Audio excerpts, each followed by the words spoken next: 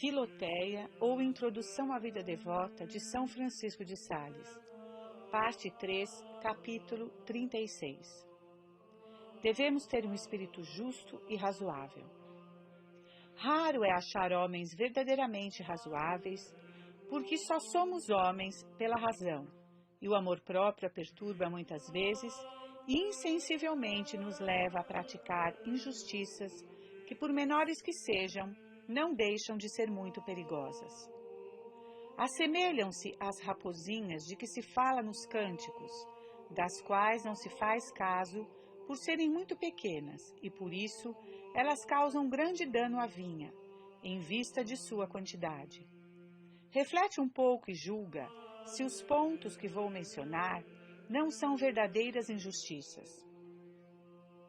Nós costumamos acusar o próximo pelas menores faltas por ele cometidas e a nós mesmos nos excusamos de outras muito grandes. Queremos vender muito caro e comprar o mais barato possível. Queremos que se faça injustiça a outros e que se façam graças a nós. Queremos que interpretem as nossas palavras benevolamente e com o que nos dizem somos suscetíveis em excesso. Queremos que o vizinho nos ceda sua propriedade, e não é mais justo que a conserve, se o quiser. Agastamo-nos com ele, e se não nola quer vender, e não tem ele muito mais razão de se zangar conosco por estarmos incomodando? Se gostamos de um exercício, negligenciamos todos os demais, e censuramos tudo que não está segundo o nosso gosto. Se alguns dos nossos inferiores não têm boa aparência, ou caiu em nossas más graças, levamos a mal todos os seus atos e nunca cessamos de o contristar.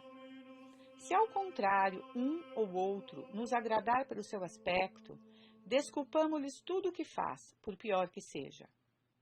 Há filhos virtuosos e ajuizados, a quem os pais e as mães quase nem podem ver por causa de algum defeito natural, e há outros muito viciosos, cujo ar exterior os torna agradáveis. Em toda parte preferimos os ricos aos pobres, embora não sejam de melhor condição, nem possuam tantas virtudes. Chegamos mesmo a preferir aqueles que se destacam por uma vã aparência de seus vestidos. Defendemos com acurada exatidão os nossos direitos e queremos que os outros, quanto aos seus, sejam muito condescendentes. Mantemos os nossos lugares caprichosamente e queremos que os outros cedam os seus humildemente. Queixamo-nos facilmente de tudo e não queremos que ninguém se queixe de nós. Os benefícios ao próximo sempre nos parecem muitos, mas os que os outros nos fazem reputamos em nada. Numa palavra, nós temos dois corações, como as perdizes de Paflagônia. Um doce, um caridoso e complacente para tudo que nos diz respeito, e outro duro, severo e rigoroso para com o próximo. Temos duas medidas, uma para medir as nossas comodidades, em nosso proveito, e outra para medir as dos próximos, igualmente em nosso proveito. Ora, como diz a Escritura, os que têm lábios dolosos falam com o coração dobrado, incord et cord. E ter duas medidas, uma grande para receber e outra pequena para pagar o que se deve, diz ela ainda, é uma coisa abominável diante de Deus. Filoteia, sê igual e justa em todas as tuas ações. Toma o lugar do próximo e põe-no no teu, e sempre julgarás com equidade. Ao comprares, põe-te no lugar do vendedor, e em vendendo, no lugar do comprador, e teu negócio será sempre justo. Todas essas injustiças aqui enumeradas não são muito grandes, nem nos obrigam à restituição, caso nos contenhamos aí somente entre os limites do rigor, no que nos é favorável. Mas estamos obrigados a nos corrigir destas faltas, que são contra a razão e a caridade, e se assemelham a uma espécie de trapaça contra a equidade natural. Demais, nada se perde com uma vida generosa, nobre e civil, e com um coração justo e razoável, e, como se diz, leal. Lembra-te, pois, Filoteia, de examinar muitas vezes o teu coração, para ver se ele é tal para com o próximo, como querias que o seu fosse para ti. Esta é a norma da razão verdadeira e reta. Os confidentes de Trajano disseram-lhe um dia que dar audiência a todos não ficava bem à majestade imperial. O imperador respondeu-lhe simplesmente: E por quê? Não deverei eu ser para os meus súditos um homem tal como eu desejaria que fosse o imperador, se eu fosse um mero cidadão? Capítulo 37. Os desejos. Todos sabem que não se deve desejar nada de mal, porque o desejo de uma coisa ilícita torna o coração mau. Mas eu acrescento, Filoteia, que não se deve desejar nada que é perigoso para a alma, como bailes, jogos e outros divertimentos, honras e cargos importantes, visões e êxtases. Tudo isso traz muita vaidade consigo e é sujeito a muitos perigos e ilusões. Não desejes também as coisas que ainda estão para vir num futuro remoto, como fazem muitos, dissipando e cansando inutilmente o coração e expondo-o continuamente a muitas inquietações. Se um jovem ambiciona ardentemente ocupar um cargo precocemente, de que lhe poderá servir este desejo? Se uma mulher casada deseja entrar no convento, a que propósito? Se pretendo comprar a propriedade de outrem antes que ele queira me ceder, não é isso perder o meu tempo? Se estando doente desejo pregar, dizer missa ou visitar enfermos, ou fazer exercícios dos que têm saúde, não são esses desejos vãos, posto que nada disso está em meu poder? Entretanto, esses desejos inúteis ocupam o lugar de outros que deveria ter e que Deus manda que se efetuem, como os de ser paciente, mortificado, obediente e manso em meus sofrimentos. Mas, em geral, os nossos desejos se parecem com os das mulheres grávidas, que no outono desejam cerejas frescas e uvas novas na primavera. Não aprovo absolutamente que uma pessoa ande a aspirar a um gênero de vida incompatível com seus deveres, ou exercícios inconvenientes ao seu estado, porque as pretensões vãs dissipam o coração, atenuando-lhe as forças para os exercícios necessários. Eu perderia meu tempo se me pusesse a desejar a solidão dos cartuchos, e essa aspiração tomaria o lugar da que eu deveria ter de preencher bem os meus deveres atuais. Tampouco quisera que desejasses ter maior engenho, porque são desejos frívolos e estariam em lugar daquele que todos devem ter, de cultivar o seu assim como é, ou enfim, que desejasse meios que se não possuem de servir a Deus, em vez de empregar fielmente os que se tem na mão. Tudo isso há de se entender dos desejos que se apossam do coração, porque os simples e passageiros não prejudicam muito, visto não serem permanentes. Quanto às cruzes, é bom desejá-las somente na proporção e sob a condição de que saiba suportar bem aquelas que tens. É um absurdo desejar o martírio e não poder suportar uma pequenina injúria. O inimigo nos engana muitas vezes, inspirando-nos desejos para coisas grandes que estão ainda longe, ou mesmo nunca se hão de realizar, a fim de afastar o nosso coração das presentes, que por menores que sejam, seriam para nós uma fonte abundante de virtudes e merecimentos. Combatemos na mente os monstros da África e nos deixamos matar pelas pequeninas serpentes que rastejam no caminho, por não lhe prestarmos a atenção necessária. Não desejes também ter tentações, que isso seria temeridade, mas prepara-te para resistir-lhes vigorosamente quando vierem. A variedade e a quantidade das iguarias sobrecarregam o estômago, e se é fraco, o arruínam. Do mesmo modo, a quantidade de desejos para coisas espirituais embaraçam sempre o coração, e se são de coisas mundanas, o corrompem inteiramente. Nossa alma, uma vez purificada de suas más inclinações, sente um grande anelo de coisas espirituais. Anseia por 1000 espécies de exercícios de piedade, de mortificação, de penitência, de caridade, de humildade, de oração. Esta fome espiritual, Filoteia, é um sinal muito bom, mas, na convalescência de uma doença, é preciso examinar se se pode digerir tudo o que se apetece. Discerne, pois, e escolhe os teus desejos, segundo o conselho de teu diretor espiritual, e procura aqueles que ele aprovar. Fazendo assim, Deus te enviará outros oportunamente, quando forem úteis para o teu adiantamento espiritual. Não digo que se perca alguma espécie de desejos bons, mas que sejam regulados e que se deixe amadurecer no coração os que ainda não estão de vez, aplicando a pôr em prática os que já estão maduros. Há de se entender isto mesmo dos desejos de coisas mundanas, porque não há outro meio de se livrar do desassossego e inquietação. Capítulo 38. Aviso para os casados.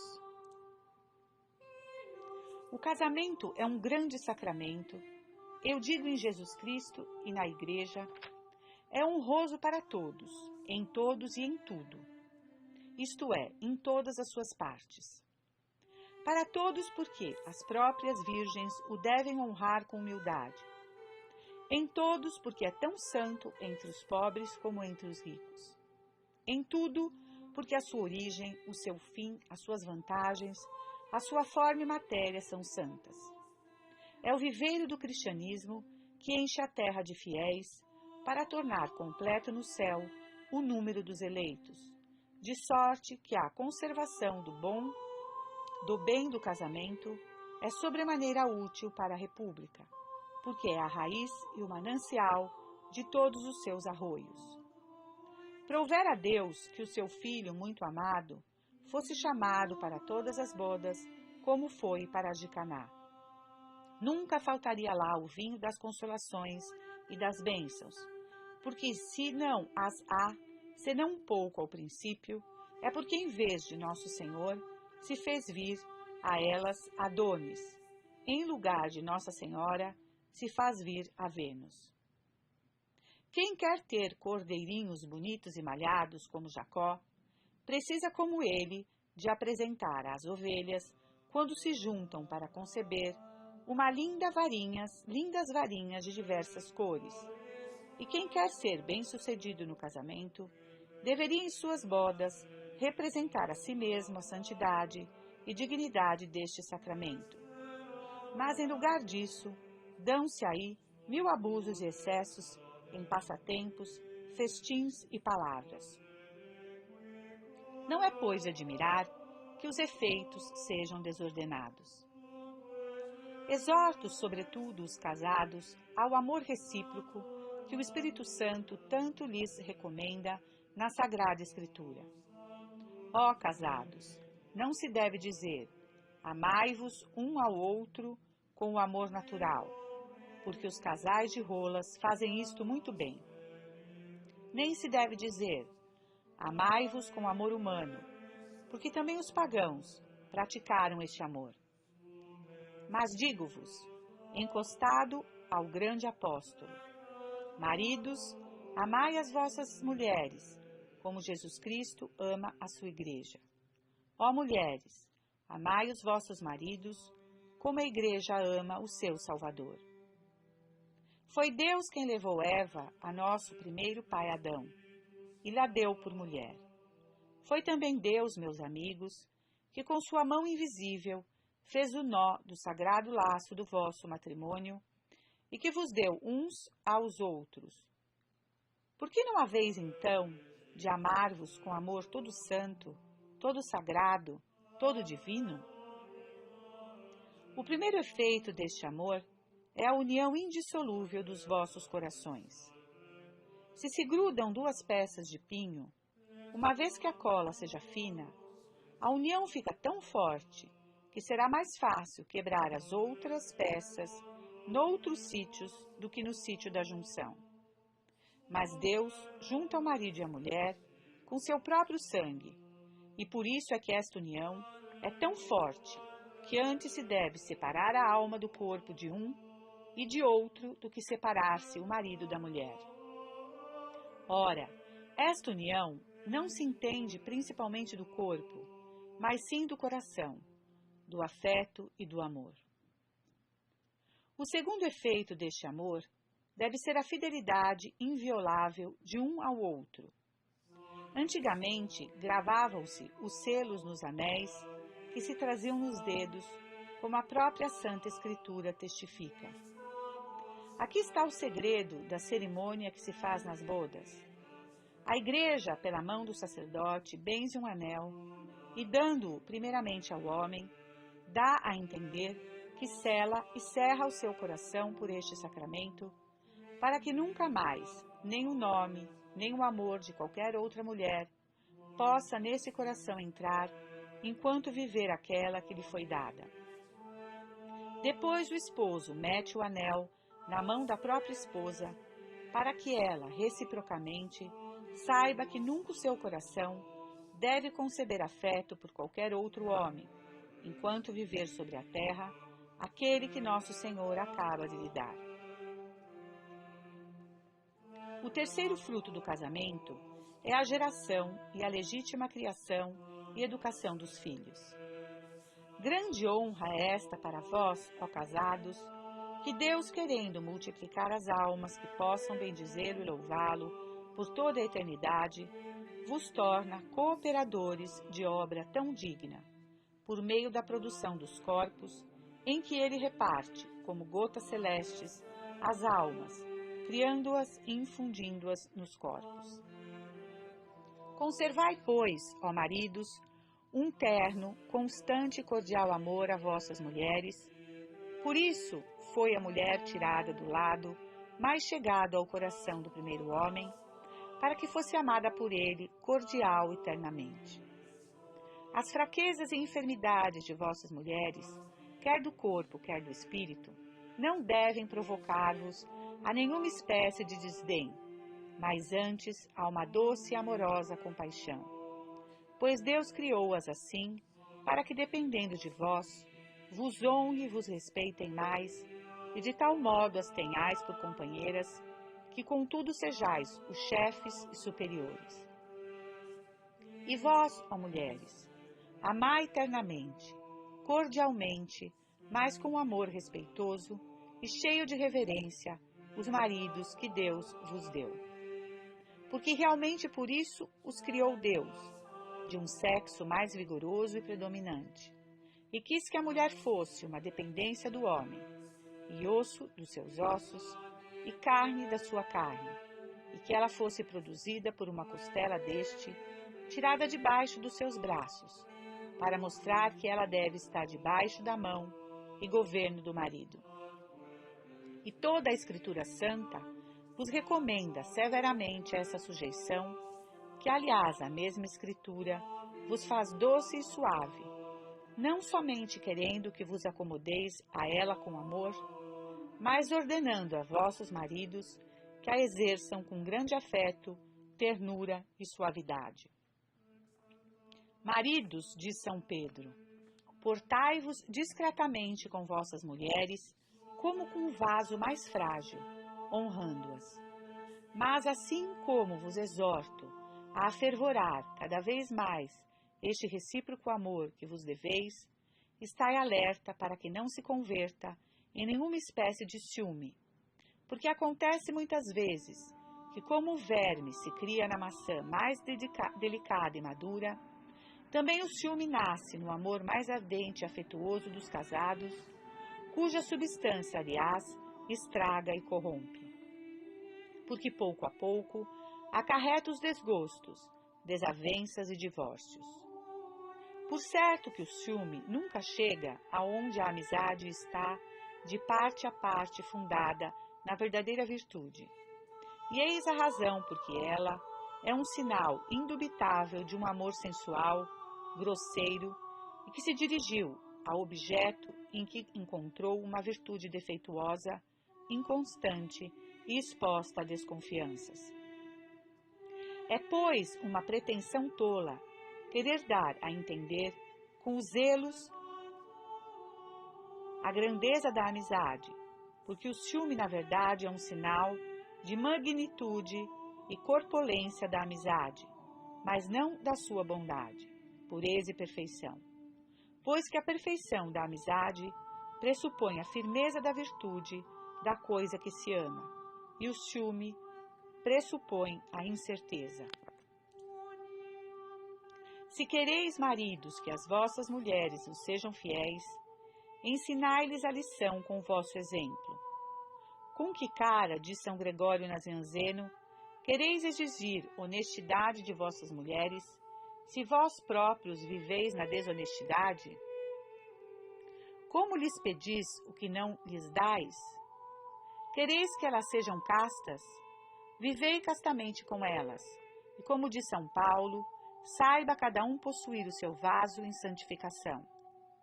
Mas, se pelo contrário, vós mesmos lhes ensinais as dissoluções, não é de admirar que sofrais a desonra da sua perda. Mas vós, ó mulheres, cuja honra está inseparavelmente aliada com a pureza e honestidade, conservai zelosamente a vossa glória, e não permitais que nenhuma espécie de dissolução empane a brandura da vossa reputação. Temei toda sorte de ataques, por pequenos que sejam. Nunca permitais que andem em volta de vós os galanteios. Todo aquele que vem elogiar a vossa formosura e a vossa graça deve ser-vos suspeito, porque quem gaba uma mercadoria que não pode comprar, ordinariamente é muito tentado a roubá-la. Mas se ao vosso encômio alguém adicionar o desprezo de vosso marido, ofende-vos sobremaneira, porque a coisa é clara, que não somente quer perder-vos, mas já vos tem na conta de meio perdida, pois que metade do contrato é feito com o segundo comprador, quando se está desgostoso do primeiro.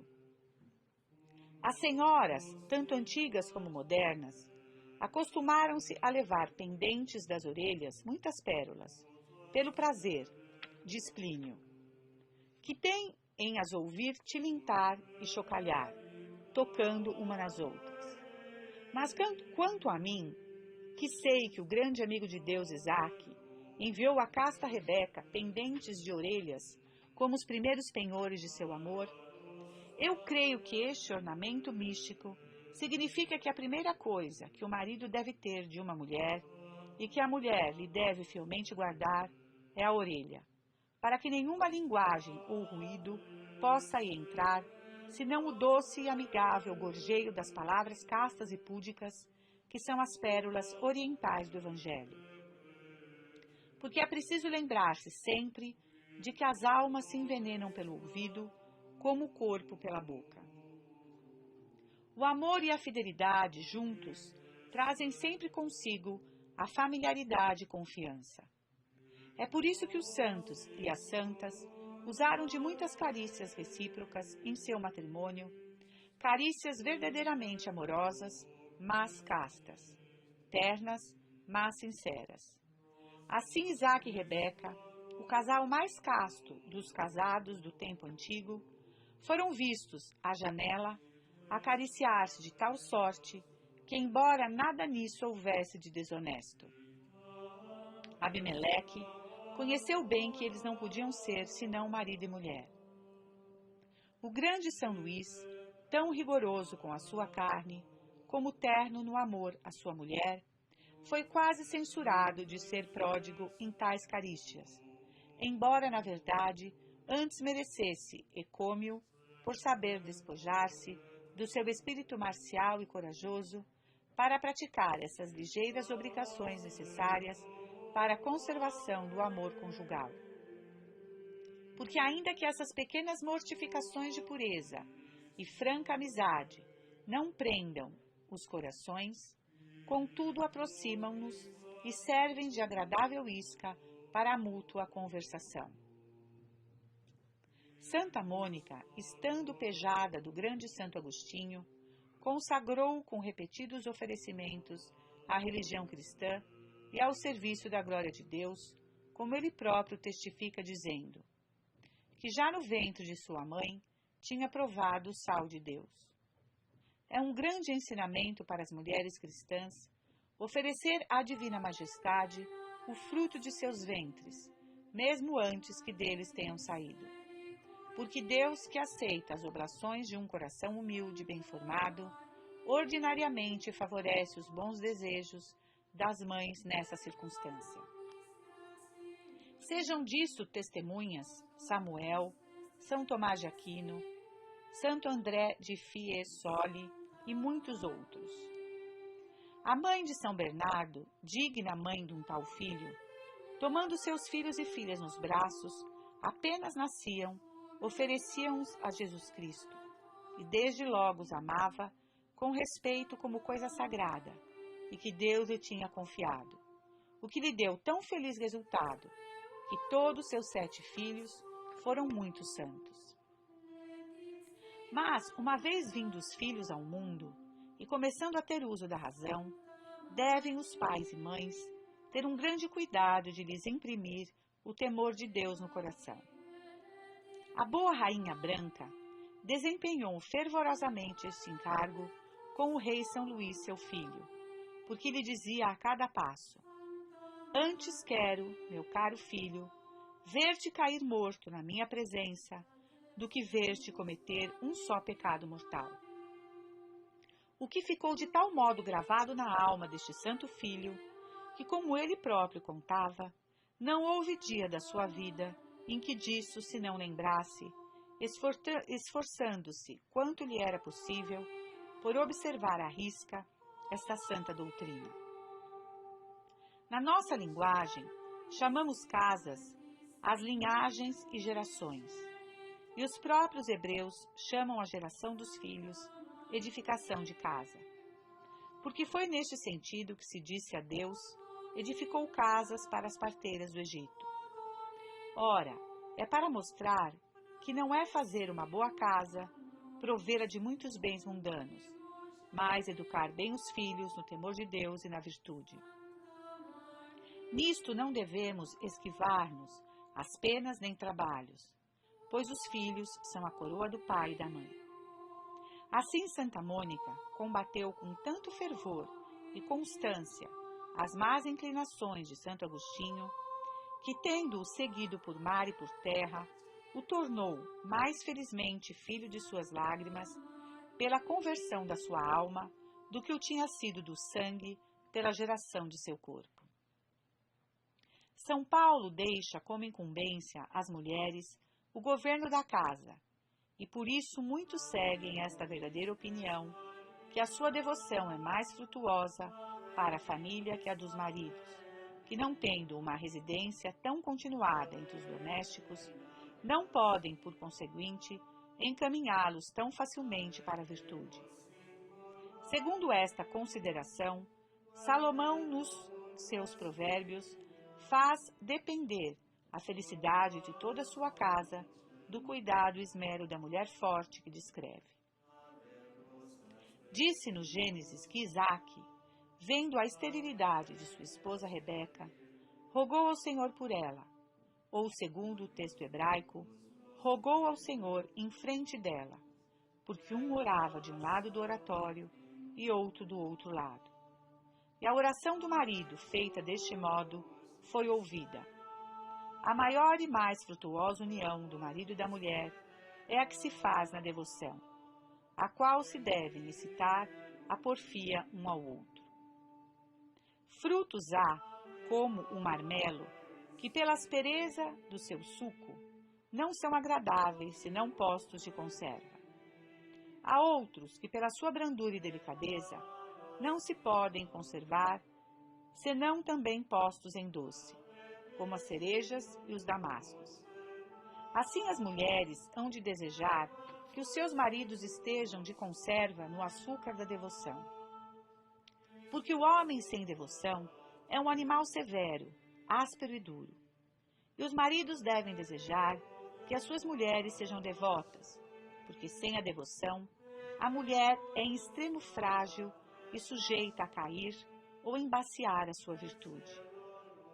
São Paulo disse que o homem infiel é santificado pela mulher fiel, e a mulher infiel pelo homem fiel, porque nessa estreita aliança do casamento, um pode facilmente puxar o outro à virtude. Mas que grande bênção há quando o homem e a mulher fiéis se santificam um ao outro num verdadeiro temor de Deus. Além disso, hão de ter tanta condescendência um com o outro, que nunca se aborreçam e irritem ambos ao mesmo tempo, e de repente, para que entre eles não se note dissensão nem disputa. As abelhas não podem estar em lugar onde se ouvem ecos e estrondos, e onde soa a voz repetida. Nem o Espírito Santo pode demorar numa casa onde há disputas, réplicas e repetição de vozes e altercações. São Gregório Nazianzeno diz que no seu tempo os casados faziam festa no aniversário de seus casamentos. E eu, por certo, aprovaria que se introduzisse este costume, contanto que não fosse com aparatos de diversões mundanas e sensuais, mas que os maridos e mulheres, tendo-se confessado e comungado neste dia, recomendassem a Deus, mais fervorosamente que de costume, o progresso de seu matrimônio, renovando os bons propósitos de o santificar cada vez mais por uma recíproca amizade e fidelidade, e cobrando alento em nosso Senhor para arcar com os encargos de sua devoção. Capítulo 39. Da honestidade do leito conjugal. O leito conjugal deve ser imaculado, como o chama o apóstolo, isto é, isento de desonestidade e outras torpezas profanas. Porque o santo matrimônio foi primeiramente instituído no paraíso terreal, onde até então nunca tinha havido nenhum desconcerto da concupiscência, nem coisa desonesta. Há alguma semelhança entre os deleites vergonhosos e os do comer, porque ambos dizem respeito à carne, embora os primeiros, em razão de sua veemência brutal, se chamem simplesmente carnais. Explicarei, pois, o que não posso dizer de uns, pelo que direi dos outros. Primeiro, o comer é destinado a conservar as pessoas. Ora, como o comer simplesmente para alimentar e conservar a pessoa é uma coisa boa, santa e prescrita, assim o que se requer no matrimônio para a geração dos filhos e multiplicação das pessoas é uma coisa boa e muito santa, porque é o fim principal do casamento. Segundo, comer não para conservar a vida, mas para conservar a recíproca conversação e condescendência que devemos uns aos outros, é coisa sobremaneira justa e honesta. E da mesma sorte, a recíproca e legítima satisfação dos cônjuges no santo matrimônio é chamada por São Paulo dívida, mas dívida tão grande que ele não quer que uma das partes se possa dela isentar sem o livre e voluntário consentimento da outra. E isto nem mesmo para as práticas da devoção, que é o que me levou a dizer as palavras que a este respeito deixei no capítulo da Santa Comunhão. Quanto menos, pois, se poderão eximir por caprichosas afetações de virtude ou pelas rixas e arrufos. Terceiro, como os que comem pela obrigação do mútuo trato devem comer livremente e não como por força, e ademais hão de procurar mostrar ter bom apetite, assim também o débito conjugal deve ser satisfeito fielmente, francamente, exatamente como se fosse com esperança de sucessão, ainda que por alguma circunstância não haja semelhante esperança. Quarto, comer não pelas duas primeiras razões, mas simplesmente para contentar o apetite, é coisa tolerável, mas não louvável. Porque o simples prazer do apetite sensual não pode ser causa suficiente para tornar uma ação louvável. Basta, porém, para que seja tolerável. Quinto, comer, não por simples apetite, mas por excesso e desordem, é coisa mais ou menos censurável, conforme o grande ou pequeno excesso. Sexto, ora, o excesso no comer não consiste somente na grandíssima quantidade, mas também no modo e maneira como se come. É caso para notar, cara Filoteia, que o mel, tão próprio e salutar para as abelhas, lhes pode, contudo, ser tão nocivo que às vezes as põe doente, como quando comem em demasia na primavera, porque isso traz-lhes fluxo do ventre, e algumas vezes faz-las morrer inevitavelmente, como quando estão cobertas de mel no focinho e nas asas. Na realidade, o comércio conjugal, que é tão santo, tão justo, tão recomendável, tão útil à República, é, contudo, em certos casos, perigosos para os que o praticam, porque às vezes faz adoecer as suas almas gravemente com o pecado venial, como sucede com simples excessos, e algumas vezes dá-lhes a morte pelo pecado mortal, como sucede quando a ordem estabelecida para a geração dos filhos é violada e pervertida. Nesse caso, consoante o desvio desta ordem, é maior ou menor, os pecados são mais ou menos abomináveis, mas sempre mortais, porque como a geração dos filhos é o primeiro e principal fim do matrimônio, nunca se pode, licitamente, aberrar da ordem que ela requer, embora, por qualquer acidente, não possa, por então, levar-se a efeito, como sucede quando a esterilidade ou a gravidez atual estorvam a produção e a geração, porque nesses casos o comércio corporal não deixa de ser justo e santo, contanto que se observem as regras de geração, não podendo jamais qualquer acidente prejudicar a lei que o fim principal do matrimônio impôs. Na verdade, a infame e execrável ação que Onã fazia no seu matrimônio era detestável aos olhos de Deus, como diz o sagrado texto do citado capítulo 38º do Gênesis. E embora alguns heréticos do nosso tempo, 1000 vezes mais censuráveis que os cínicos, de que fala São Jerônimo sobre a Epístola aos Efésios, tenham querido dizer que era a perversa intenção deste malvado que desagradava a Deus, todavia a Escritura fala de outro modo e assegura em particular que a mesma coisa que ele fazia era detestável e abominável aos olhos de Deus. Sétimo, é uma verdadeira prova do espírito truanesco, vil, abjeto e infame, pensar nas iguarias e nos manjares antes do tempo da refeição, e ainda mais quando depois dela se saboreia o prazer que se teve, comendo, tomando-o por assunto de conversa e pensamentos, e refocilando o espírito na lembrança do prazer que se sentiu ao tragar os bocados, como fazem aqueles que antes do jantar estão com o espírito preocupado no assador e depois de jantar nos pratos. Pessoas dignas de serem moços de cozinha, que fazem, como diz São Paulo, do seu ventre um Deus. As pessoas honradas e dignas não pensam na mesa, senão quando se sentam a ela. E depois da refeição, lavam as mãos e a boca para não ficar com o gosto nem com o cheiro do que comeram. O elefante não passa de um grande animal, mas é o mais digno que vive sobre a terra e que tem mais instinto. Eu quero dizer-te aqui um rasgo da sua honestidade.